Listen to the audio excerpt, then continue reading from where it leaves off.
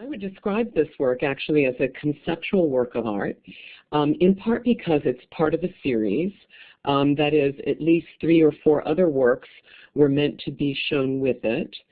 And because it was produced in the context of discussions with a group of other artists who were practicing similar types of activities. Now, it's conceptual in part because it joins words and images, that is, pictures together, and that was one of the critical developments for conceptual art in Russia, this joining of pictures and images and making one dependent on the other. So in this work, for instance, you have fragments of images that seem to be part of a story, a narrative, but we're not quite clear what that narrative is about. It's somewhat mysterious, and it requires our active imagination to think it through. It's conceptual also because it's not really a traditional work of art like a painting or a sculpture. It joins image and text, and it kind of hovers in between types of work. This is also very typical for conceptual art in Moscow during this period in time.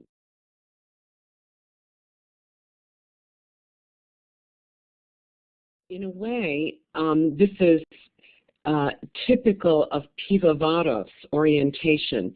He, on the one hand, believes that the viewer should have access to the image. That is, all of his pictures are designed to be seen and understood by a viewer. They're very personal. That's why they're also quite small. They're presented in a way like pages in a book, so that you as an individual, very much the way maybe when you were a child you looked at picture books, you could spend a lot of time thinking about this, and it's meant to appeal to you, so that you really want to think it through. At the same time, because the pictures are presented within the image in fragments, they require a little bit of work and imagination. There's no set story here. There's no narrative like a fairy tale that has a beginning and an end. Rather, it's very much up to you to try and make sense of these individual images. And it's not meant to be especially easy on the one hand. On the other hand, it's totally open. It's open to your interpretation. And that was one of Pivovavorav's really important ideas that he worked with in paintings as well as in these picture text album pages. The idea of the openness of the image to your interpretation, to you the viewer. And it's a very warm, kind of generous thing for an artist to do, and very much the opposite of what socialist realist painting was about, which was very instructive, very clear message, very much kind of preachy, teachy. And Pivovavorav's the opposite. He wants to draw you in and to allow you to, in a way, co-author, co-create meaning for the work.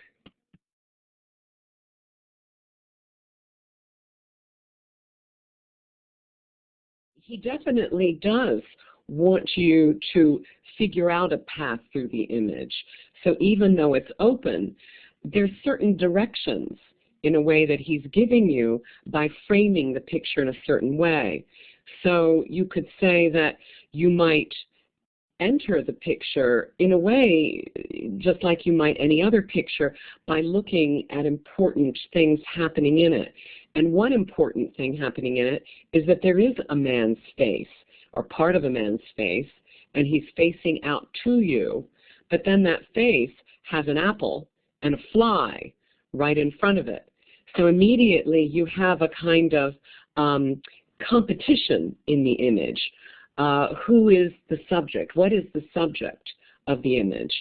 And what many of his works do ask you to, in thinking through these kinds of contradictions, you're wanting to focus on one thing but also another, is to make you reflect on the reality of your own your mind, the way your own mind works.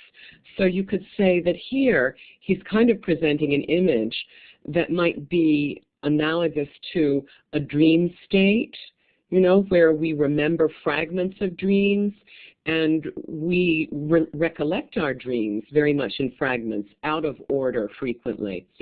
So he's asking us, the fact that we do have these fragments in competition for our attention really is asking us to think through our own way of processing information and making sure that we pay attention to the fragment, that in each fragment is some element of reality that's worth pondering, and especially the paradox of certain realities.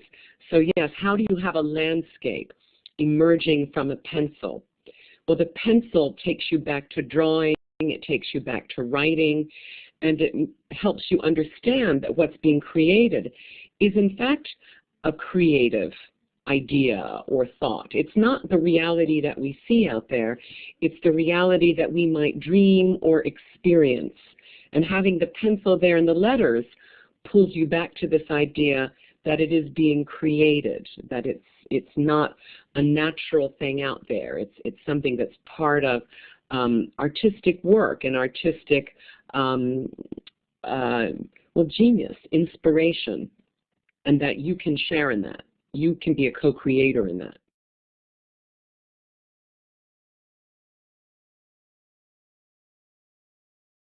It would be seen as threatening because for one thing, he was a very highly trained artist. He was trained in graphic design, Pivovavorav, and he uses that here. You see all of his skill, you see all of his tremendous abilities as an artist, but it's not being used for anything that the Soviet state would consider particularly useful. It's not designed for broad public consumption, so it's kind of personal. It's, in a way, the experience of an individual who's wanting to engage you as another individual. And that kind of co-creative dialogue was seen as threatening, believe it or not, by the Soviet state, because Soviet art had to depend on a very clear idea of who the artist was, who the author was, and who the audience is. The audience is meant to be collective. Everybody was understood to have the same values, to read art more or less in the same way, and this kind of individual one-on-one dialogue that conceptual art, and especially these albums, require was the antithesis, the very opposite of that kind of public speech act that official painting was engaged in. But also because there are recognizable elements here, there is a kind of realism here that enables us to engage maybe with the myths of Soviet art. The idea that art is a transparent window on the world. For Pivovavorav, he uses some of those techniques, but you can see very clearly that instead of art being a window on the world outside, it's rather a window in to the inner workings of the individual, the imagination of the individual.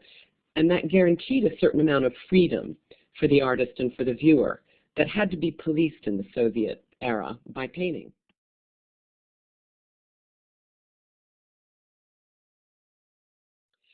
Well, Pivovavorav, it's hard to say exactly what kinds of or what parts of art history Pivovavorav would have been engaged with. He, like many artists in this unofficial art world, drew very eclectically from their encounters with all kinds of different forms of art. So he would have been very interested in, for example, and I think this is what I would highlight, the whole tradition of bookmaking and the idea of illustrating a text. There was a very long tradition in Russia, as well as everywhere else, in Western Europe, for having artists produce illustrations accompanying books. And in Russia, a particularly valuable type of book production that he would have known very well was actually children's illustrations, illustrations for children's books in the 1920s and 30s.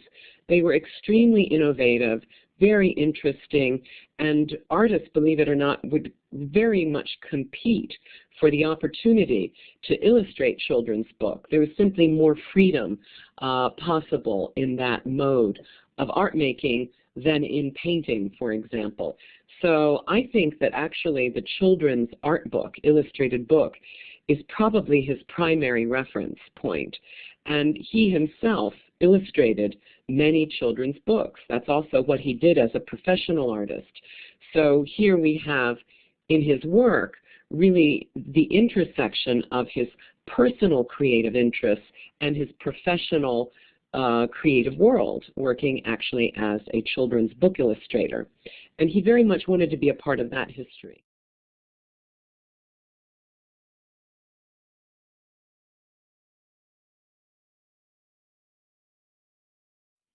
Well, Sveshnikov, oddly, falls outside of a lot of traditional art historical categories.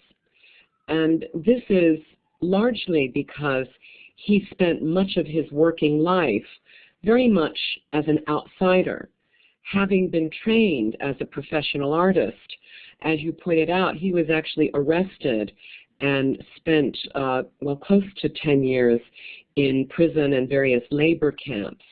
And that so traumatized him. That was such a fundamentally catastrophic experience in his life that after that he simply did not function as part of any artistic groupings, and he didn't see himself participating in any of the major art movements. That said, sometimes we talk about internationally, actually, the art of unusual artists who work in a realistic, or better expressed as a kind of figurative manner, as a kind of fantastic realism. And that suggests that there is, again, this imaginary, fantastic dimension to work that is otherwise seems to be descriptive, or at least concerned with conveying the illusion of a certain kind of reality. What kind of reality that is of course, the big question. So if there were a point of comparison, really, with Pivovavorav, it would be that these images draw on fragments of the observed world. So you have elements here in this particular work that call forth his very real experiences in the gulags. And this work, I believe, was actually created in the prison camp system. And yet it seems to also depend very much on a kind of feverish imagination, an overactive imagination that's just producing all kinds of chaotic and difficult, sometimes really truly terrifying nightmare images. Those images are grounded in reality, but we're not quite sure that they happened. And it doesn't really matter that they happened. They were part of his very real imaginary world.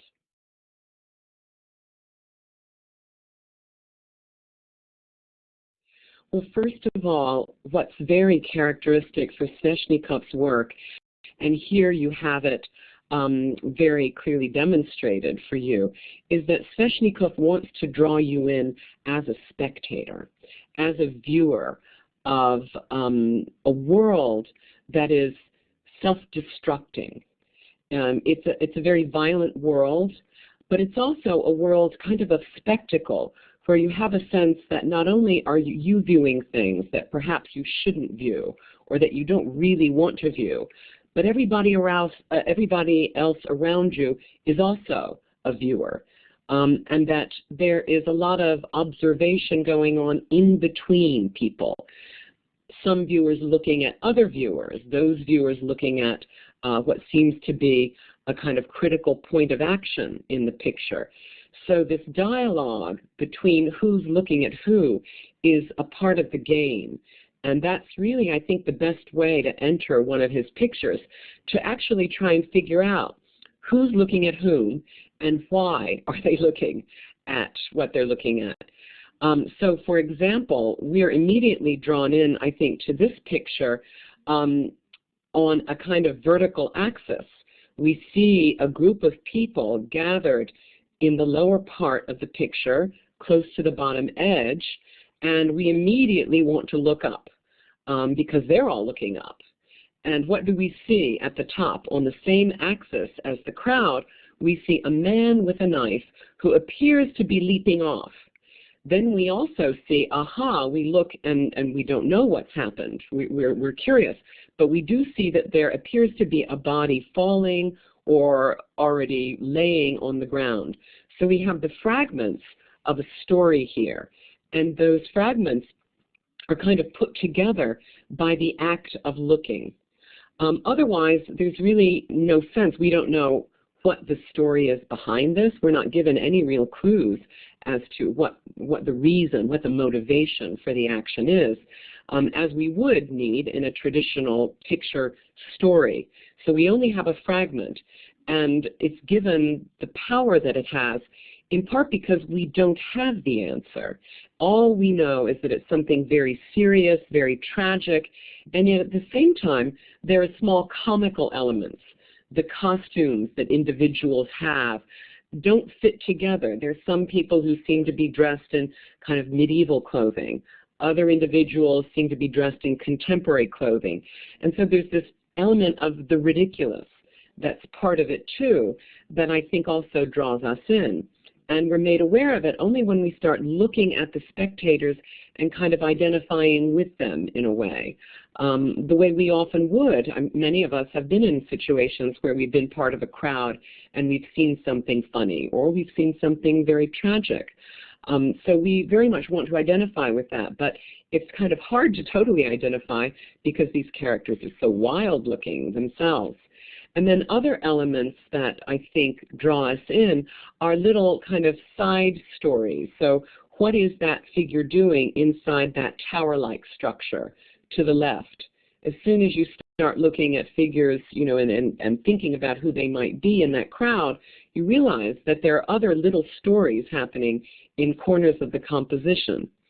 And I would say there's also here kind of clues to where the artist is, the fact that he's in a camp. The whole idea of looking is for him part of the experience of surveillance, being in a camp and always knowing that you are being watched. And that's quite a scary thought, actually, if you think about these spectators as being turned on you. You're always the object of scrutiny. So that whole idea of looking is also part of surveillance and this whole criminal world that he was forced into in the camps. Then there are also in the landscape often details that suggest a kind of abandoned landscape, not a city, but something like the center of Russia or the Northeast, where you've got very primitive farms and maybe little villages, but nothing, a space, an urban space or a rural space that doesn't make sense. It's almost as if it landed from outer space onto the page. We don't know where we are, in fact. So that not knowing where we are was also very much the effect of being in a camp at that time. And you get the details of it in the landscape. If you look at the brush, you might see fragments in some images. There are fragments of bones and skulls and kind of the macabre details that relate to death in the camps as well.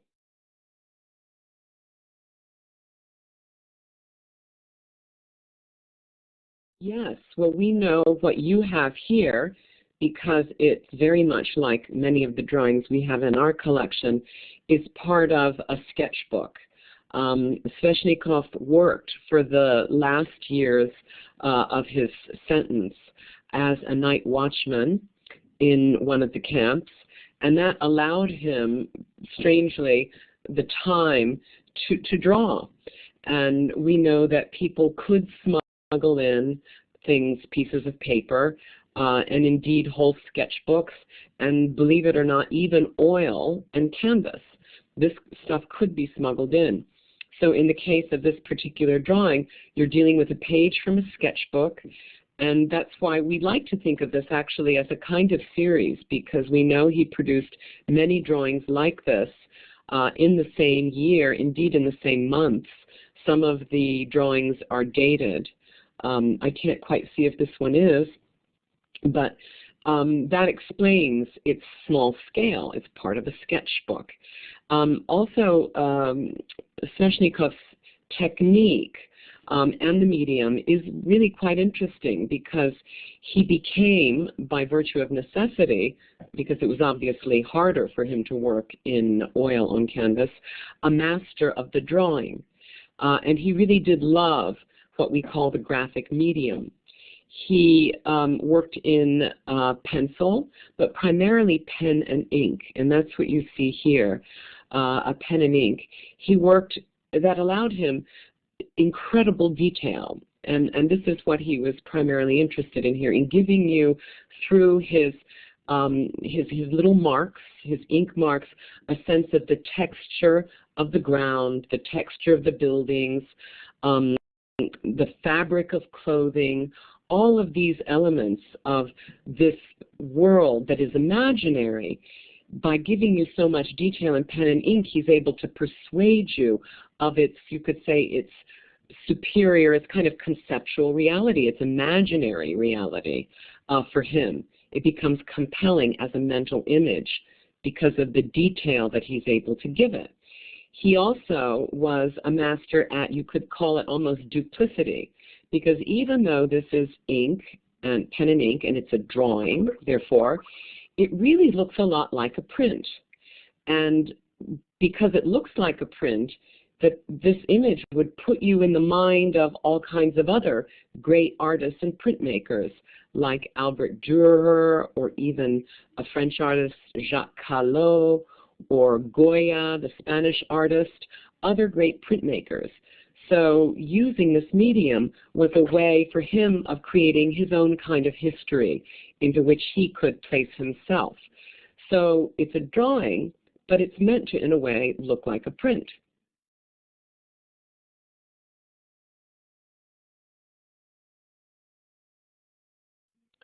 Well, that's probably the hardest question you've asked. And in part because there's no simple answer to that.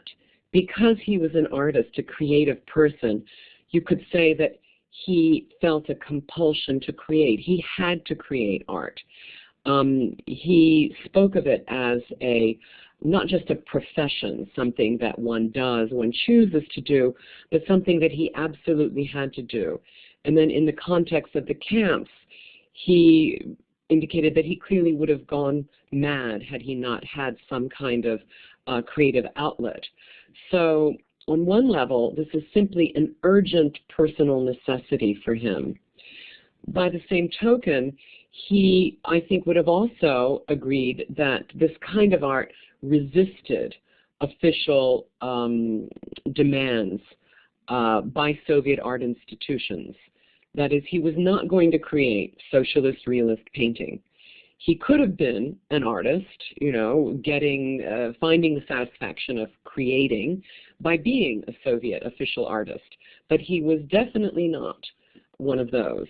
So I think he would have seen his work as in some way resisting official institutions and the art forms that were prescribed, that is prescribed, that we had to absolutely work towards. So socialist realism had rules, it had a kind of set iconography, subjects, and he very deliberately worked outside of those specific rules. That said, he was not a political agent himself. He was not actively attempting to work against the Soviet Union, even to act in conflict with its interests. He simply wanted to be an individual artist who was allowed to do what he wanted to do, but in a society where that was extraordinarily difficult and indeed dangerous to do. And I should add that he was actually arrested and sentenced as a terrorist and I believe that's the word used, but it was a fabricated charge. It was the result of, you could say, one of his co-students essentially lying about him, making up a story about him that was not true. And we all know how damaging that can be in our daily lives. Even, students in high school and younger know that you don't create lies about another person because it can have tragic consequences, and of course it's simply wrong. So he was in prison, in fact, because he was charged as a terrorist when that couldn't have been farther from the truth. He was absolutely not a political actor of any kind. So that's why the question is complicated. He is charged as a terrorist, but he's not political, and yet he is working as an artist in ways that the state would not have approved of.